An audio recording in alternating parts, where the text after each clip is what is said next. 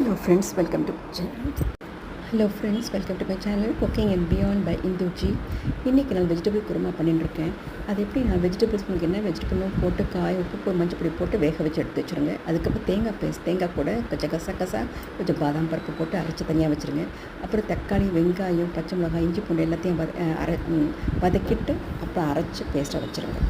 அப்புறம் ஒரு கடாயில் குக்கரில் ஒரு எண்ணெய் போட்டு நெய் போட்டு பட்டை லவங்கம் ஏலக்காய் பிரிஞ்சி இலை கல்பாசி இதெல்லாம் போட்டு வதக்கிட்டு இந்த வெங்காய பேஸ்ட்டை போட்டு நல்லா வதக்கிடுங்க. அது வதங்கின பிறகு தக்காளி பேஸ்ட்டை போட்டு நல்லா வதக்கிடுங்க.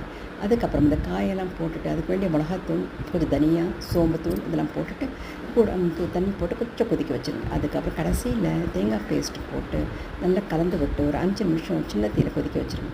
இறக்கத்துக்கு முன்னே கொஞ்சம் லெமன் ஜூஸும் கொஞ்சம் புதினா கொத்தமல்லி கருவேப்பிலை எல்லாத்தையும் அதில் போட்டுவிடுங்க. ஸோ ரொம்ப சுவையாக இருக்கும். நீங்கள் செய்து பாருங்கள். தேங்க்யூ.